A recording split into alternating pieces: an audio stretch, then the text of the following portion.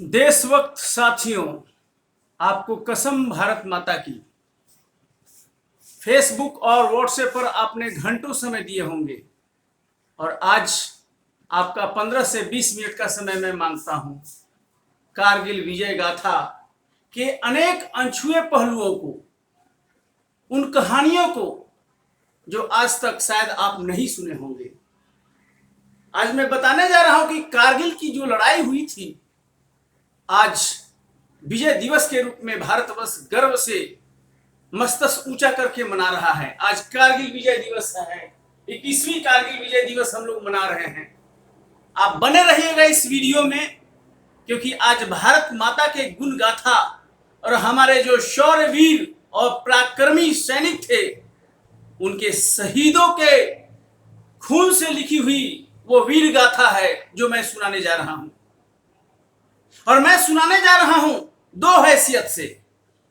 एक तो जब 1999 में कारगिल की लड़ाई लड़ी गई थी, तो उस समय भारतीय वायुसेना में एयर वॉरियर था और मैं देखा था कि उस समय का माहौल कैसा था और जिस व्यक्ति को जो ट्रेड अलॉट था उसके अनुसार मैं भी तैयार था। लेकिन आगे चलकर यह डिफेंस के प्रति जो लगाव था, जो सिक्योरिटी स्टडीज के प्रति लगाव था, वह मुझे एकेडमिक लाइन में भी बना रहा। आज कारगिल युद्ध पर मैं पीएचडी कर रहा हूं पटना यूनिवर्सिटी से, और उसमें कारगिल युद्ध और बालाकोट एयर स्ट्राइक्स के पहलुओं को समझते हुए मैं डिफेंस और कॉर्सन पर स्टडी कर रहा हूं। इसलिए निवेदन है कि इस वीडियो को आप जरूर देखिए और 15-20 मिनट का समय आप कम से कम निकालिए और अंत तक इस वीडियो को देखिए। और अगर ये वीडियो अच्छा लगे तो इसे जरूर लाइक कीजिए, इसे सब्सक्राइब कीजिए और अपने फ्रेंड सर्किल के बीच में शेयर कीजिए, क्योंकि मैं बताने जा रहा हूं आपको कि कारगिल का जो युद्ध था वो क्यों, कब, कैसे और कहां लड़ा गया, और 21 साल में हमारी जो सेना है, आर्मी, नेवी और एयरफोर्स में क्या बदलाव आए, हमने किन स्ट्रेटेजिक और मिलिट्री लेसन्स को सीखा, और आज जो गलवान में स्टैंड अप हुआ तो कारगिल से जो लेसन हमने सीखा उसको कितना हम व्यवहारिक रूप से उसको लागू कर पाए हैं, ये जानना बहुत जरूरी है। लेकिन शुरुआत में कारगिल का यह युद्ध था, तो मैं आपको बताना चाहता हूं कि उन वीर सपूतों को आज नमन करने का दिन है जिन्होंने कारगिल की लड़ाई में अपने प्राण को न्यौछावर कर दिए। देश के शहीद के लिए, सीमा की सुरक्षा के लिए उन्होंने अपने जान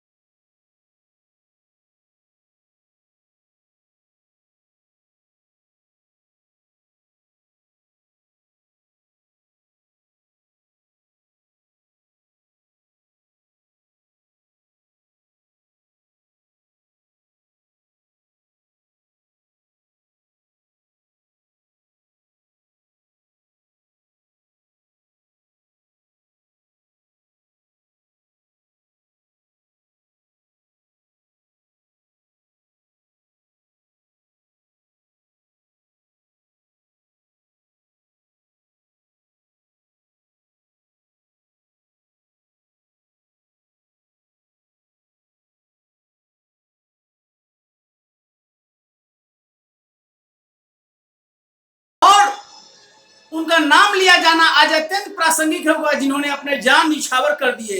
हे भारत मां के सपूतों, आज अगर आप घर पर निश्चिंत हैं तो उन वीर सपूतों के कारण है। मैं उन सपूतों का नाम लेता हूं जिन सपूतों को सरकार ने देश की सेवा के लिए सर्वोत्तम सैनिक से सम्मानित किया, और उनका नाम है ग्रेनेडियर योगेंद्र सिंह यादव परमवीर चक्र, लेफ्टिनेंट मनोज कुमार पांडे परमवीर चक्र, कैप्टन विक्रम बत्रा परमवीर चक्र, संजय कुमार राइफलमैन परमवीर चक्र, कैप्टन अनुज नैयर महावीर चक्र, मेजर राजेश सिंह अधिकारी महावीर चक्र, कैप्टन गुरजिंदर सिंह सूरी महावीर चक्र, नायक दिगेंद्र कुमार महावीर चक्र, लेफ्टिनेंट बलवान सिंह महावीर चक्र, नायक इमलीकुम एओ महावीर चक्र, कैप्टन काइसिंग क्लीफोर्ड नोंगुर्न महावीर चक्र, कैप्टन नुजाको केनगुरुसु महावीर चक्र, मेजर पद्मपानी आचार्य महावीर चक्र, मेजर सोनम वांगचुक महावीर चक्र, मेजर विवेक गुप्ता महावीर चक्र। आज उनके प्रति नमन का दिन है। आज उनको हम सब श्रद्धांजलि अर्पित करते हैं, जिनके रगों में देशभक्ति का खून था और उन्होंने अपने जीवन को न्यौछावर कर दिया भारत मां के लिए। भारत मां के इन वीर सपूतों ने अपने न्यौछावर कर दिए। कहानी कारगिल की है। और मैं ये बता दूं कि उस समय जब पॉलिटिकल और मिलिट्री लीडर था, उसके बारे में भी देश के प्रधानमंत्री अटल बिहारी वाजपेयी थे और देश के सशस्त्र सेनाओं का जो सर्वोच्च कमांडर भारत का राष्ट्रपति होता है KR नारायणन थे। उस समय भारत के रक्षा मंत्री जॉर्ज फर्नांडिस थे और भारत के विदेश मंत्री यशवंत सिन्हा थे और आर्मी नेवी एयरफोर्स की कमान 3 भारत माता के महान सपूतों के हाथों में थी। आर्मी के हेड थे general Ved Prakash Mallik, chief of army staff. Air force के हेड थे air chief marshal AY Tipnis, chief of air staff. और नेवी के हेड थे admiral Sushil Kumar, chief of naval staff. और एक और व्यक्ति की बहुत बड़ी भूमिका थी ब्रजेश मिश्रा की, जो नेशनल सिक्योरिटी एडवाइजर के रूप में थे और उन्होंने अहम भूमिका निभाया था। आइए इन पहलुओं को हम एक तरह से समझते हैं। यह लड़ाई मई और जुलाई के 1999 के बीच में यह लड़ी गई थी। कारगिल युद्ध में कुल 527 देशभक्त सपूतों ने कुर्बानी दी थी मातृभूमि की रक्षा करते हुए। और ये जो लड़ाई हुई थी, जो विजय हुआ था, उसको ऑपरेशन विजय के नाम से जाना जाता है कारगिल सेक्टर में। और इस युद्ध का मुख्य कारण क्या था कि पाकिस्तान के जो रेगुलर आर्मी के थे सैनिक और कुछ आतंकवादी घुसपैठिए इरेगुलर जो आर्मी वाले थे, इन्होंने समय के अंतराल पर लगभग 14 से 16 हजार फीट के हिमालय के उत्तुंग शिखर पर एक तरह से कब्जा कर लिया था और इसके बारे में इंफॉर्मेशन नहीं था। कहा जाता है कि पाकिस्तान के जो उस समय आर्मी चीफ थे जनरल परवेज मुशर्रफ, कारगिल वॉर का उनको मास्टरमाइंड माना जाता है। और कारगिल वॉर के बारे में 2 बातें कही जाती है कि आखिर कारगिल वॉर क्यों हुआ।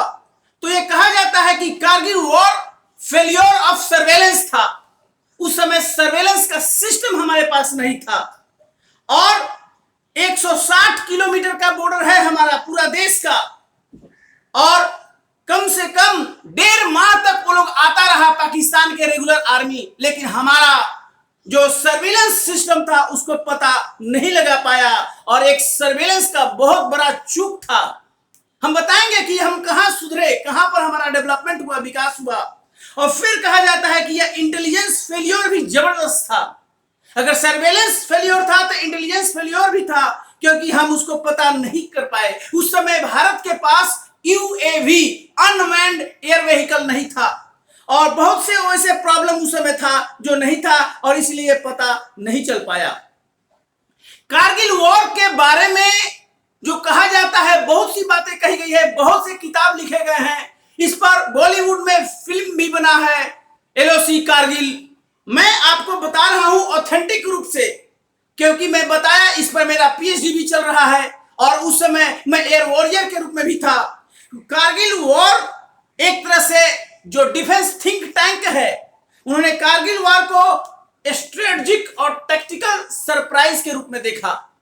भारत को कभी ऐसा लगा नहीं कि पाकिस्तान ऐसा करतूत कर सकता है। ओवर द मंथ्स इन लोगों ने धीरे धीरे पहाड़ पर चढ़ना शुरू कर दिया और पहाड़ के चोटी पर पहुंच गए और लगातार उनका पूरा पोजीशनिंग चलता रहा और इनको पता तक नहीं चला। यह कहानी 1999 की है। इसलिए मैं कह रहा हूं कि सर्वेलेंस पूरा फेल हो गया था और पूरा इंटेलिजेंस फेलियर हो गया था। और उसके बाद इसीलिए इसको भारत को एक तरह से सरप्राइज लगा, ये स्ट्रेटेजिक और टैक्टिकल सरप्राइज था, पाकिस्तान का दाव था जो भारत गेस करने में फेल रहा एक तरह से। इसके अलावा कारगिल वॉर को हाई अल्टीट्यूड वॉरफेयर इन माउंटेनियस एरिया, पहाड़ों पर इतने उत्तुंग शिखर पर युद्ध करने का यह पहला एग्जाम्पल कारगिल वॉर में दिखा गया। So that's first things. तीसरी जो महत्वपूर्ण बात है कि कारगिल वॉर को लिमिटेड वॉर कहा गया। अनेक थिंक टैंक जो आर्मी के हैं, एयरफोर्स के हैं, जो रिसर्च किया है, जिन्होंने स्टडी किया है, उसको लिमिटेड वॉर माना है, क्योंकि जो एंड्स था और मीन्स था दोनों लिमिटेड था। चौथी जो महत्वपूर्ण वॉर है कि जो भारत और पाकिस्तान के बीच में जो प्रॉक्सी वॉर चल रहा था उसका एक तरह से एक्सटेंशन था ये। और आगे चलकर अगर देखें तो ऑल आउट वॉर, क्योंकि 1998 में भारत और पाकिस्तान न्यूक्लियर हो चुके थे, फिर भी भारत के तरफ से भारत का जो पॉलिटिकल लीडर था वो क्लियर कट डिफेंस को इंस्ट्रक्शन दिया था कि आपको एलओसी क्रॉस नहीं करना है। ये पहला वॉर था जिसमें ये सबसे इंपॉर्टेंट था डिफेंस के लिए कि कुछ भी करो लेकिन एलओसी को क्रॉस नहीं करना है, क्योंकि ऑल आउट वॉर का चांसेस था और पाकिस्तान हमेशा न्यूक्लियर थ्रेशोल्ड को क्रॉस करने की धमकी देता था, जबकि भारत की जो न्यूक्लियर पॉलिसी थी नो फर्स्ट यूज की थी। ये पहला वॉर था वर्ल्ड हिस्ट्री में अगर आप कहें जो कि डायरेक्ट कन्वेंशनल वॉर था दो न्यूक्लियर पावर के बीच में। इसके पहले में स्टेज था क्यूबा मिसाइल क्राइसिस 1962 और मिसौरी में भी ये सब हुआ था, लेकिन क्लैश नहीं हुआ था, यहां पर क्लैश हुआ था एक तरह से। और ये बताया गया कि क्रेडिबल न्यूक्लियर डिटरेंस यहां पर सक्सेसफुली काम नहीं किया है। इसके अलावा कारगिल के बारे में कहा जाता है एक बहुत बड़े मिथ को कारगिल वॉर ने तोड़ दिया कि जब दो देश न्यूक्लियर वेपन्स प्राप्त कर लेते हैं तो आपस में लड़ाई नहीं करते हैं। इस थ्योरी को एक तरह से डस्टबिन में डाल दिया गया, क्योंकि भारत और पाकिस्तान न्यूक्लियर वेपन्स को होल्ड करने के बावजूद इन्होंने लिमिटेड वॉर किया और इस प्रकार के किया। आगे सावधान रहना पड़ेगा और आप मान के नहीं चलते कि न्यूक्लियर भारत हो गया, पाकिस्तान हो गया या चाइना मान लीजिए कि अब युद्ध नहीं होगा। आपने गलवान में देखा दोनों देश न्यूक्लियर है, फिर भी चाइना ने एक तरह से ट्रांसग्रेस करने की कोशिश की, हिम्मत की। इसके अलावा कारगिल वॉर ने बताया कि युद्ध जीतने के लिए जरूरी है कि कितने रैपिडली तत्काल अपने आर्मी को और अपने फोर्सेस को आप डिप्लॉय करते हैं, कितना जल्दी आप डिसीजन मेकिंग करते हैं और किस रूप में आपकी तैयारी होती है। जितना शांति में आप तैयारी करोगे उतना ही युद्ध में आपको आसानी होगी। इसलिए कहते हैं कि अगर आप चाहते हैं कि युद्ध ना हो तो आपकी तैयारी शांति काल में होना चाहिए। Your peace time preparation make you ease for the real hot war. So that's very important one. और ये मैं बता दूं कि कारगिल वॉर के बारे में कहा जाता है कि 16,000 फीट की ऊंचाई पर घुसपैठिए थे, पहाड़ के ऊपर में 16,000 फीट। कल्पना कीजिए। और हमारी सेना को जब पड़ा तो धीरे धीरे हम लोग नीचे से चल रहे हैं ऊपर की ओर। हम लोग लगभग 6,000-7,000 फीट के ऊंचाई पर थे और वो लोग 16,000 के फीट पर था और बंकर बना लिया था।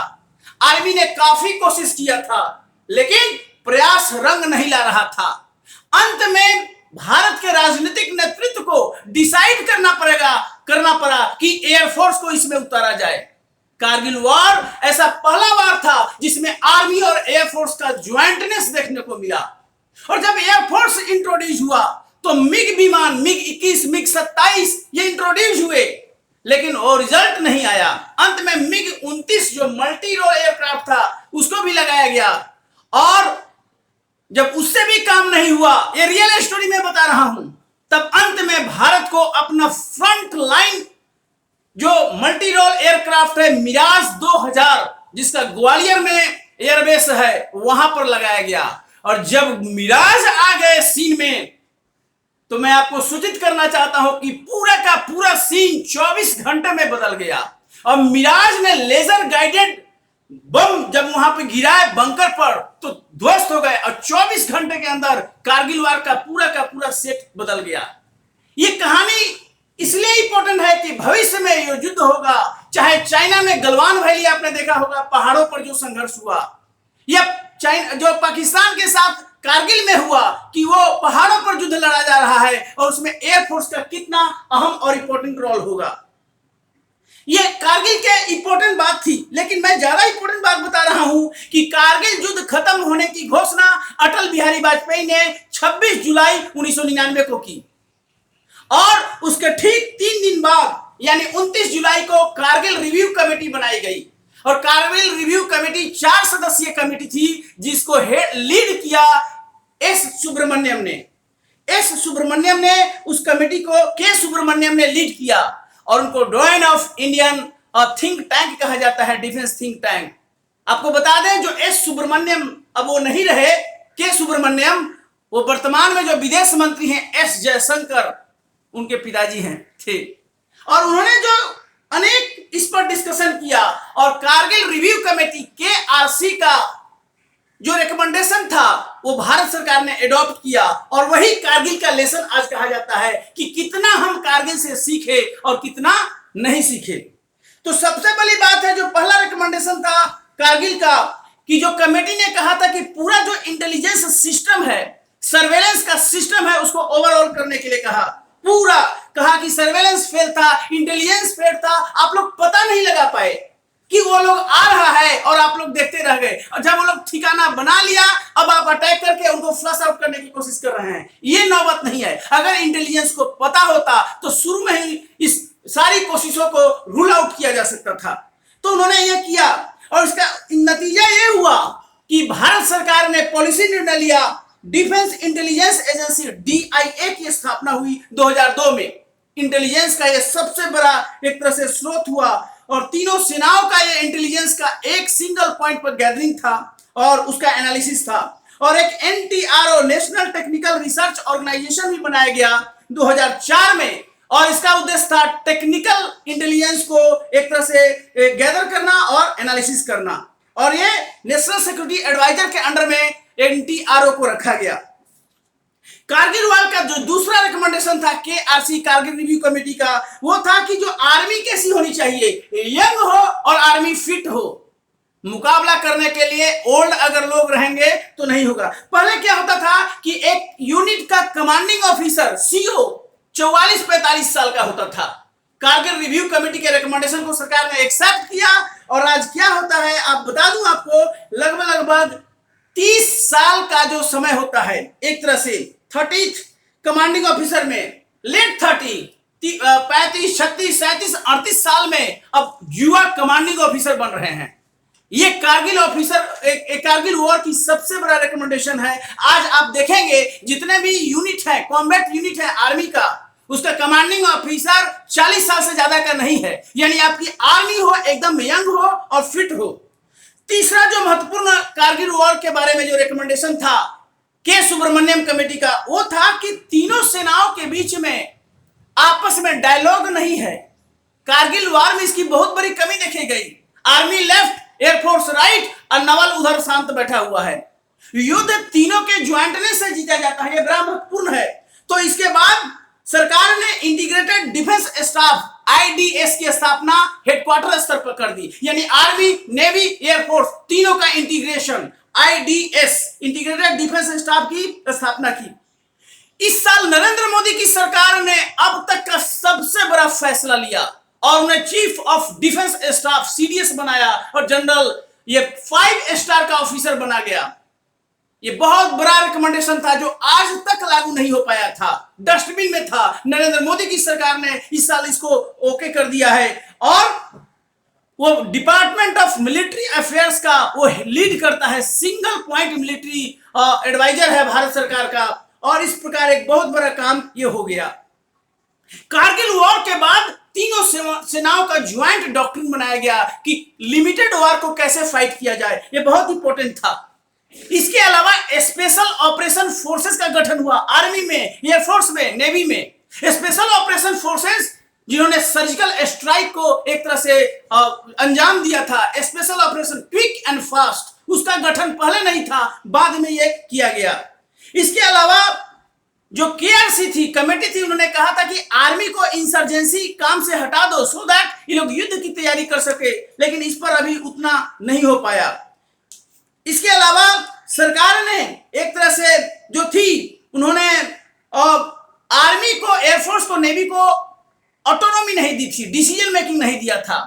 आपने देखा गलवान वैली में इंडियन आर्मी को पूरा पावर दे दिया गया कि ग्राउंड में आप डिसाइड कर सकते हो, और इसका नतीजा हुआ कि गलवान में जो घटना घटी उसमें एयरफोर्स और आर्मी ने मिलकर ज्वाइंटनेस ने डिसीजन लिया, और डिसीजन के तहत उन्होंने अपने फोर्स का एक तरह से पूरा का एक्सरसाइज किया, ऑपरेशनल एक्सरसाइज किया, जिसको देखकर चाइना को भी लगा कि इस बार दाल नहीं गलने वाली है। That's very important one.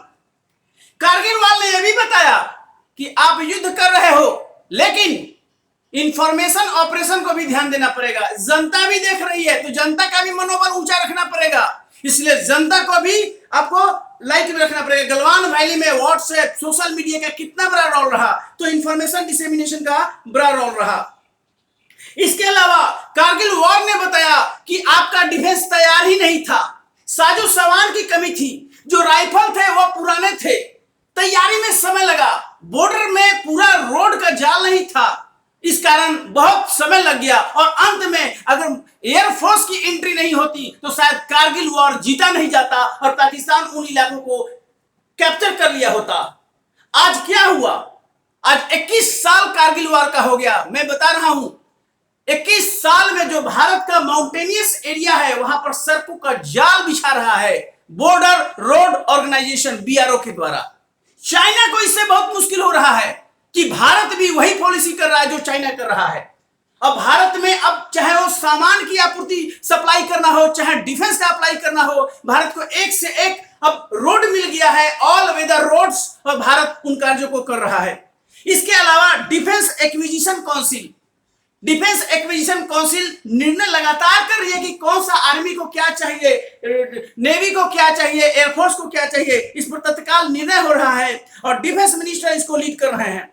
और एक इंपॉर्टेंट बात यह हुई है, तो 21 साल हो गया है, आज हमारी जो सेना है, एयरफोर्स, आर्मी, नेवी, उन तीनों के बीच में जो सबसे बड़ा देन है कि ये तीनों एक हो गए हैं। यानी कि युद्ध के मोर्चा पर केवल आर्मी नहीं सोचेगा, एयरफोर्स नहीं सोचेगा, नेवी नहीं सोचेगा, और तीनों को जोड़ने वाला एक ऑफिसर बन गया है जिसका 5 एक तरह से स्टार है, chief of defence staff. Narendra Modi की सरकार ने यह काम किया। सिफारिश हुई थी 1999 में, लेकिन मनमोहन सिंह की सरकार साइलेंट बैठी रही। ये लोग, मनमोहन सिंह की सरकार द्वारा कोई भी निर्णय नहीं लिया जा सका। आपने देखा नरेंद्र मोदी की सरकार ने जो निर्णय लिया है वो इतना बड़ा निर्णय लिया, चाहे धारा 370 को हटाने का हो, चाहे सीडीएस बनाने का हो, सर्जिकल का स्ट्राइक हो, या पाकिस्तान के घर में घुसकर चाहे वहां पर बालाकोट में एयर स्ट्राइक करने का हो। यह निर्णय एक ऐसा ही सूरवीर राष्ट्रभक्त ले सकता है, क्योंकि आप निर्णय नहीं लीजिएगा तो कौन करेगा निर्णय। और उन्हें कहा कि निर्णय की जरूरत नहीं है, हम तुमको ऑथोराइज करते हैं। गलवान में देखिए, उन्होंने ऑथोराइज किया और सारा काम हो गया। तो तीनों सेनाओं के बीच में अभी ज्वाइंटनेस है। अब टैक्टिकल फोर्सेस बनाने की बात हो रही है अलग अलग जगह पर। तीनों सेनाओं का कमांड 3 से 4 बनाया जा रहा है, जबकि चाइना कब का बना चुका है। यूएस के कितने हैं, हमारा अब ये बन रहा है। तो आप माउंटेनियस वॉर अब फ्यूचर में होगा, उसके लिए कारगिल वॉर ने हमको तैयार कर दिया है। भारत इस समय बहुत इस मामले में आगे है। और मैं बता दूं, अभी राफेल आने वाला है भारत के पास। 36 राफेल आ रहा है फ्रांस से, और राफेल को अंबाला में तैनात किया जा रहा है, और भी राफेल आएगा उसके बाद। उसको पूर्वोत्तर में भी तैनात किया जाएगा, चाइना बॉर्डर के लगभग में, क्योंकि भारत को डबल चुनौती है, एक तरफ पाकिस्तान, एक तरफ चाइना। राफेल जो एयरक्राफ्ट है वो ऐसा एयरक्राफ्ट है कि चीन के बेस्ट एयरक्राफ्ट को भी उसको पीछे हटना पड़ेगा। चीन का जो बेस्ट बॉम्बर एयरक्राफ्ट है उसका भी एक तरह से जो जिसको कहते हैं चेंगदू J-20, उस पर भी भारी है। और ये सही है, ये थिंक टैंक बता रहा है कि राफेल का मुकाबला चीन के पास भी नहीं है, क्योंकि वो स्टेल्थ टेक्नोलॉजी है, मल्टी रोल है, उसमें जो मिसाइल डेवलप है वो अंदर में ही रहकर हिट कर सकता है। ये बहुत बड़ी बात है। उसके अलावा हमारे पास अपाचे हेलीकॉप्टर हो गया है। अपाचे हेलीकॉप्टर के बारे में आपने सुना होगा। भारत की तैयारियां कितनी बढ़िया हो गई है। चिनूक हेलीकॉप्टर आ गया है। अब तो हम टैंक भी चिनूक में भरकर वहां पर बॉर्डर पर ले जा सकते हैं। यह बहुत बड़ी बात है। इसके अलावा हम ड्रोन्स ले रहे हैं, अवाक्स ले रहे हैं, airborne warning and control system, अवाक्स, यूएवी। अब ये बॉर्डर पर पूरा तैनात है। गलवान वैली में भी पता चल गया था कि चाइना अपना बिल्डअप कर रहा है और समय के अंतराल पर इसको रोका गया। इसके अलावा हमारे पास जो ब्रह्मोस है, ये दुनिया का यूनिक मिसाइल है जो आर्मी, नेवी, एयरफोर्स तीनों में इंडक्टेड है और न्यूक्लियर बॉम्ब ले जाने में सक्षम है। तो कुल मिलाकर ये जो स्थिति है वो जबरदस्त स्थिति है।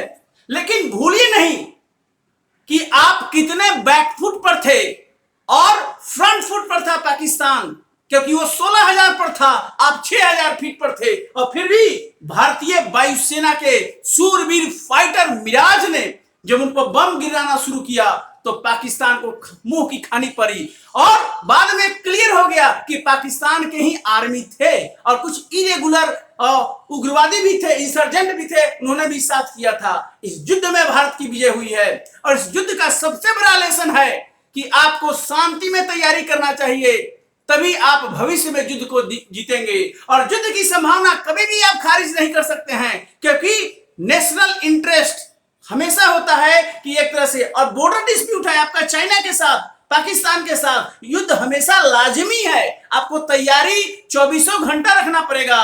तो भारत साजो सामान के साथ, इसके अलावा तीनों सेनाओं का जो ज्वाइंटनेस है, जो डॉक्ट्रिन है, जो मिलिट्री स्ट्रेटजी है, वो पूरी की पूरी तैयार है। और भारत कारगिल वॉर को कभी भूलेगा नहीं।